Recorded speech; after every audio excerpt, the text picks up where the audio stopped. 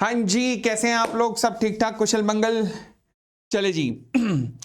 आज हम लोग प्रस्तुत हैं कॉरपोरेट न्यूज की इस सीरीज के साथ।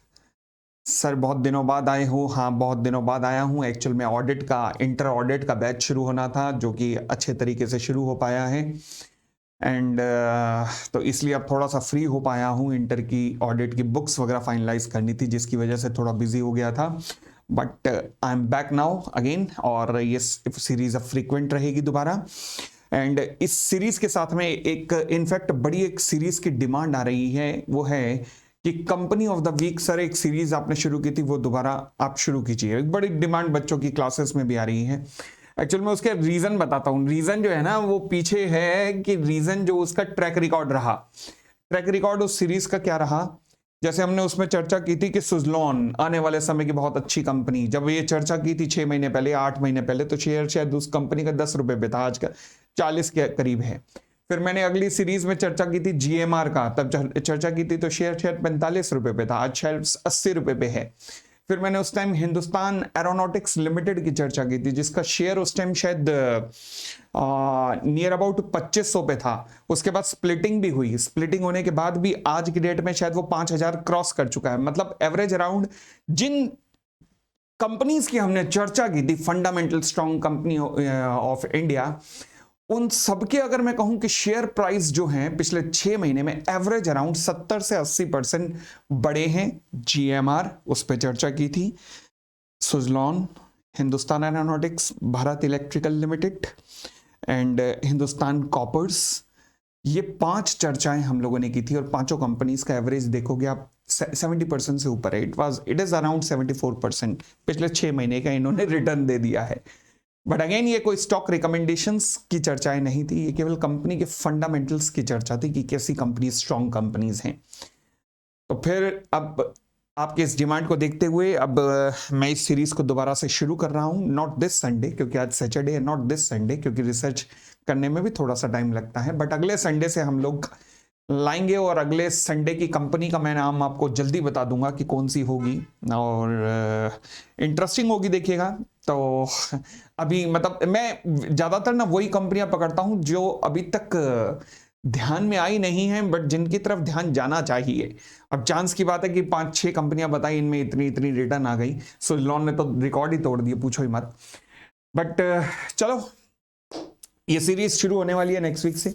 आज हम कॉर्पोरेट न्यूज पे आए हैं, बट उससे भी पहले मैंने कहा था कि मैं कहाँ बिजी था, ऑडिट के बैच में। हाँ जी, तो सभी के सभी ऑडिट के बच्चे, सभी के सभी ऑडिट के बच्चे जो मेरे से पढ़ रहे हैं, प्लीज मेक श्योर, चाहे गूगल ड्राइव पे भी पढ़ रहे हैं, प्लीज मेक श्योर, मैं बार बार ये बात करता हूं, बार बार बात करता हूं कि टेस्ट के बिना अब सीए के लेवल में सक्सेस नहीं मिल सकती। प्लीज वो सभी बच्चे जो केवल और केवल और केवल चार्ट्स के भरोसे जाते हैं कि चार्ट कर लिए या समरीज कर ली या फिर एबीसी एनालिसिस कर लिया, ये टीचरों ने ही, हम लोगों ने ही बिगाड़ा हुआ है कहीं ना कहीं। चार्ट पढ़ ले, एबीसी एनालिसिस कर ले, तो फलाना कर ले, तो डिबका कर ले। पहली बात तो मुझे यही नहीं समझ आता, सीए का एग्जाम है या बीए का एग्जाम या बीकॉम का एग्जाम है जो कि एबीसी एनालिसिस या फिर चार्ट वगैरह के थ्रू या समरी वगैरह के थ्रू हो जाता है। तो इसका मतलब क्या, पढ़ने का, बाकी पढ़ने का, ये जो क्लासेस में पढ़े बच्चे, उसका कोई फायदा नहीं है? कमाल हो गई बात, ऐसा थोड़ा ना होता है। तो फिर हम सिलेक्टिव स्टडी की तरफ लेके क्यों जा रहे हैं बच्चे को, मुझे तो ये नहीं समझ आता। तो इसलिए ध्यान रखना, ऑडिट के भी रेगुलर टेस्ट लॉ की तरह ही चलेंगे। हर 15 दिन के अंदर एक टेस्ट होगा, जिसमें से एक महीने के, मतलब महीने के 2 टेस्ट हो गए। एक टेस्ट डायरेक्टली मैं चेक करूंगा और दूसरी मेरी टीम चेक करेगी। When I say my team consists of a team of chartered accountants only. They will check the test. ठीक है ना? इस बार का जो टेस्ट है 16 तारीख, यानी कि कल को जो टेस्ट है ऑडिट का, वो test multiple choice question plus correct incorrect का टेस्ट है। Chapter number 1 and chapter number 2 जो मेरी बुक का है एथिक्स का, उसका टेस्ट है। तो प्लीज मेक श्योर सभी इंटर ऑडिट वाले बच्चे टेस्ट जरूर देंगे। ठीक है जी, चलिए। तो अब हम आते हैं कॉर्पोरेट न्यूज की सीरीज पर। आइएगा, ये रही कॉर्पोरेट न्यूज की हमारी सीरीज, ये रहा हमारा पहला न्यूज। आहा, आज हुआ है जजमेंट एनसीएलटी का। एनसीएलटी ने नोटिस इशू किया है किसको, जी एंटरटेनमेंट को, और साथ में उसके और पेटिशनर जो इस मर्जर या एमलगमेशन के खिलाफ थे। क्या होने क्या वाला है, मैं थोड़ा इसके बारे में चर्चा करता हूं। हुआ क्या कि भारत की दो बड़ी एंटरटेनमेंट चैनल्स जिन्हें आप कहते हैं या कंपनीज आप कह दीजिए, जी एंड सोनी, ये दोनों मर्ज होने वाले हैं। मर्ज होके जो एक कंपनी बनेगी वो बनेगी $10 बिलियन की कंपनी। मतलब भारत में इसके आसपास की भी कोई कंपनी नहीं होने वाली। ये मर्जर अप्रूव होना था पिछले साल मार्च तक, नहीं हुआ। फिर डेडलाइन दी गई सितंबर तक। सितंबर तक इसे हर हालत में अप्रूव होना था, नहीं हुआ। खैर 2023 की मैं बात कर रहा हूं, 2023 मार्च में अप्रूव होना था, नहीं हुआ। सितंबर 2023 तक भी नहीं हुआ। रीजन कई रहे। फॉर एग्जाम्पल सोनी, मैं हैरान हूं, अभी सोनी शांत बैठा है तो लगभग वो भी बहुत ज्यादा डेस्परेट होंगे शायद इसके लिए, मर्जर के लिए, तभी। वरना जितनी पेटिशन फाइल हुई against Zee Entertainment Limited and their promoter mister Goenka and Subhash Chandra, unbelievable थी। मतलब कई लेंडर्स ने पेटिशन फाइल की कि नहीं ये कॉर्पोरेट गवर्नेंस के इशू हैं, नहीं ये हमारा पैसा पे नहीं कर रहे। फिलहाल आज की डेट का स्टेटस ये है कि एनसीएलटी ने, मतलब ट्राइब्यूनल ने, ये मर्जर अप्रूव कर दिया है। ट्राइब्यूनल ने इस मर्जर को अप्रूव कर दिया है। परंतु अभी जो लास्ट के कुछ पेज फंसे हुए हैं, लास्ट के कुछ पेज फंसे हुए हैं, मतलब इन द सेंस कि कुछ अभी भी कुछ क्रेडिटर्स कह रहे हैं कि सर हमारा भी पैसा रह गया है। जिनमें से कुछ बड़े बड़े क्रेडिटर्स भी हैं, लाइक एक्सेस, लाइक ऐसे भी कुछ क्रेडिटर्स हैं जो कि इन्वॉल्व हैं, जो कह रहे हैं सर हमारा पैसा अभी भी रह गया है। बट फिलहाल एनसीएलटी ने अब कहा है कि ऐसा है जी, सब रह जाओ चुप, बिल्कुल चुपचाप रह जाओ। अब 8 जनवरी अब फाइनल हियरिंग होगी। 8 जनवरी को जी वालों तुम भी आ जाना और सभी क्रेडिटर तुम भी आ जाना, बताना जी क्या मुद्दा है। और 8 जनवरी की हियरिंग के बाद शायद पॉसिबल है कि जनवरी में इस पर डिसीजन आ जाए।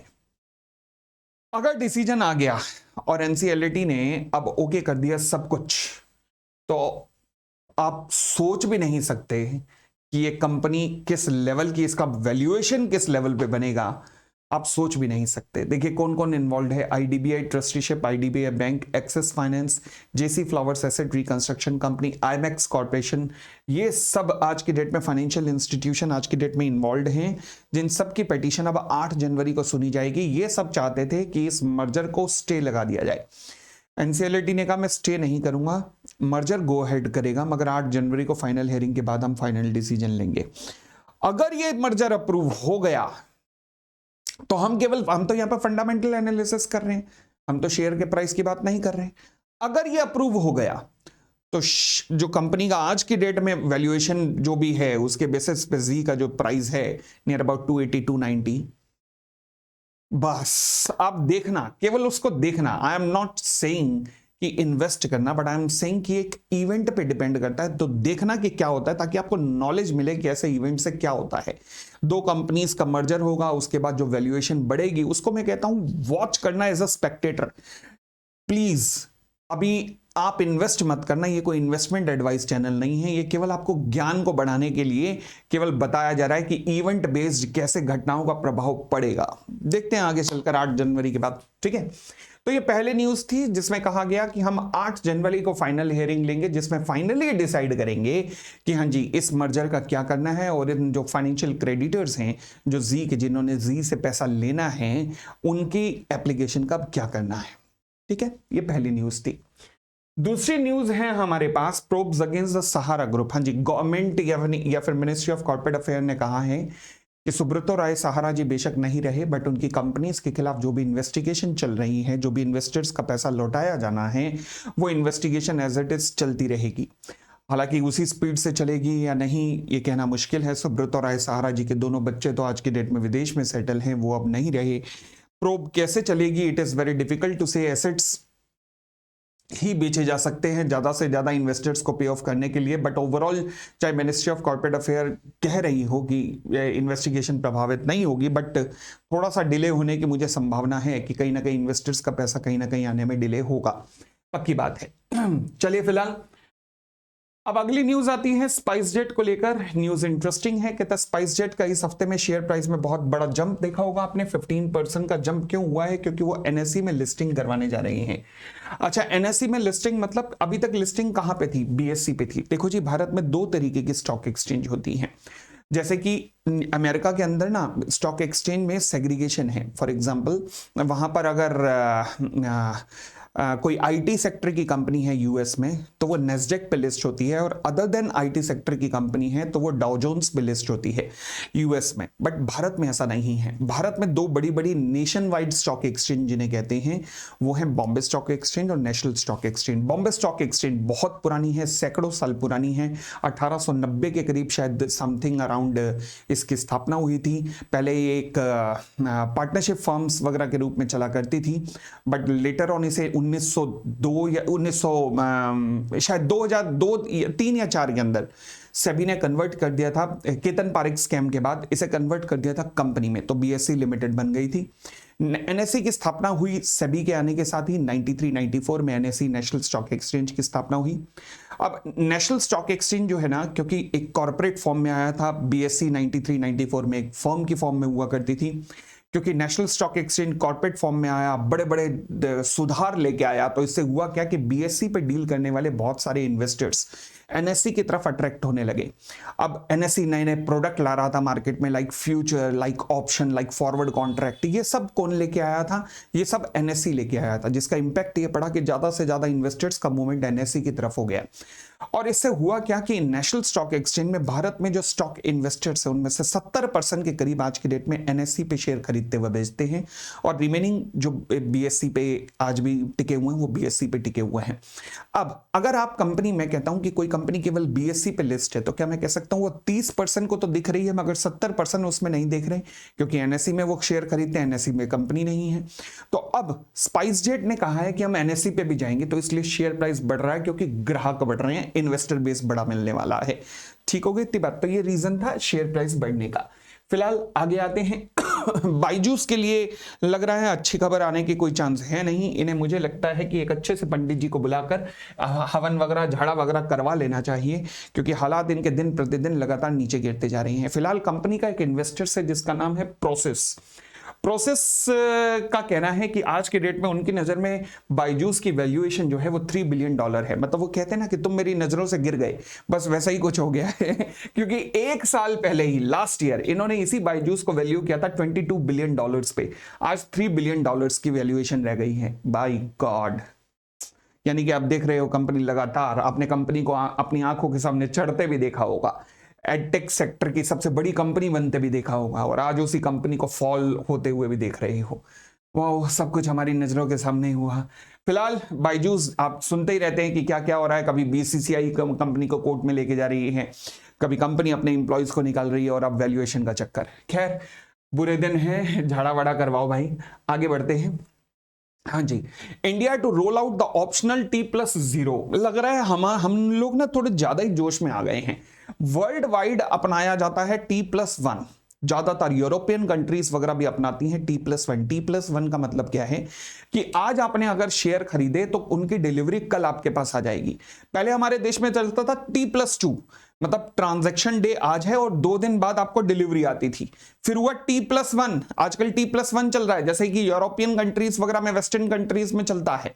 अब हम जा रहे हैं T+0 पे। मतलब ऐसे नहीं लग रहा कि ज्यादा ही जोश में आ गए हैं कोई, मतलब दौड़ते दौड़ते दौड़ते हमने अचानक एक कोई प्रोटीन शेक पी लिया और हमने कहा ले बेटे चल आगे हैं। T+0 पे सीधा, मतलब सुबह खरीदा शाम तक शेयर आपके अकाउंट में। वाह, कमाल ही कर दी।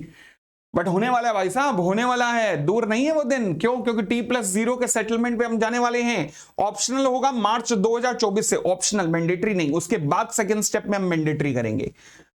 वाह, तो अब तो ये रह गया है कि T+0 के अंदर भी कुछ घंटे में भी आ जाए। हाँ, मैं झूठ नहीं बोल रहा, उसका भी प्लान है कि कुछ घंटे, 2 या 3 घंटे में आ जाएं। अभी तो है कि सुबह खरीदे शाम तक आएंगे, मगर अब कुछ घंटों तक भी हम जा सकते हैं। इस पे भी प्लान है, ध्यान रखना आगे। बहुत अच्छी बात है। तो मार्च 2024 से अगर आपने सुबह शेयर खरीदे तो शाम तक आपके अकाउंट में डिलीवरी होगी शेयर की, मार्च 2024। बट ये कुछ लिमिटेड कंपनियों में होगा, कुछ कंपनियों में ऑप्शनल होगा, कंपल्शन नहीं होगा। अभी क्या करेंगे ना, ये क्या करेगी गवर्नमेंट की, छोटी छोटी कंपनियां जिनकी ज्यादा वैल्यूएशन नहीं होती, जिनमें ज्यादा ट्रेडिंग नहीं होती ना, उन कंपनियों में ऐसा करके देखेंगे। बाद में मैंडेटरी करेंगे, देखना सब में। चलो आगे देखते हैं, क्योंकि यही इन्होंने स्ट्रेटेजी तब अपनाई थी जब T+2 से T+1 पे आए थे। तो इन्होंने कहा था सबसे बुरी वैल्यूएशन वाली 100 कंपनियां ले आओ जिनके शेयरों में कभी कभार डीलिंग होती है, पहले हम उनको देखना चाहते हैं। सक्सेसफुल रहा, फिर उस पर आए थे। अब इस पे देखते हैं कैसे होता है। फिलहाल गो फर्स्ट, पहले तो मैं इसका थोड़ा सा इशू बता दूं क्या हुआ जी। गो फर्स्ट एयरलाइन थी, आजकल ग्राउंडेड है, जेट एयरवेज जैसे।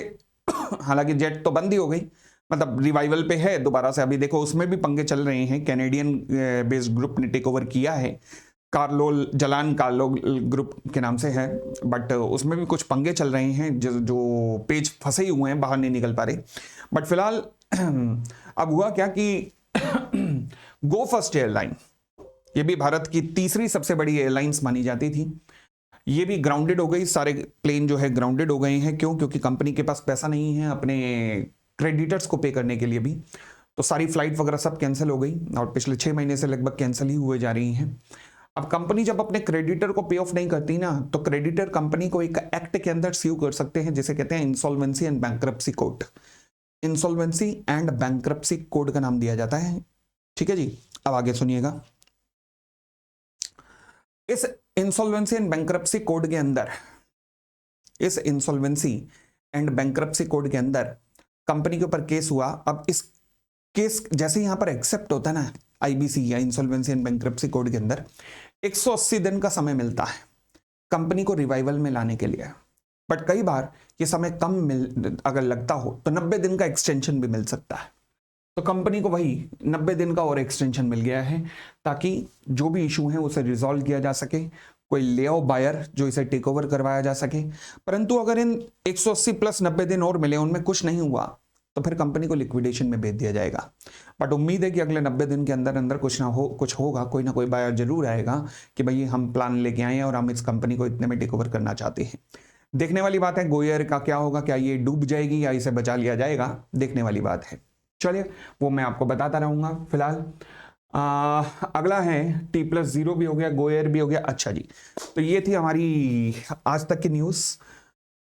ऐसे ही अब हम जल्द से जल्द हर दूसरे दिन की फ्रीक्वेंसी पे लगभग आपसे मिलते रहेंगे, आपको आपके कॉर्पोरेट ज्ञान को अपडेट करते रहेंगे। एंड विश्वास रखिएगा। Thank you, thanks a lot, bye bye, take care, खुश रहिए।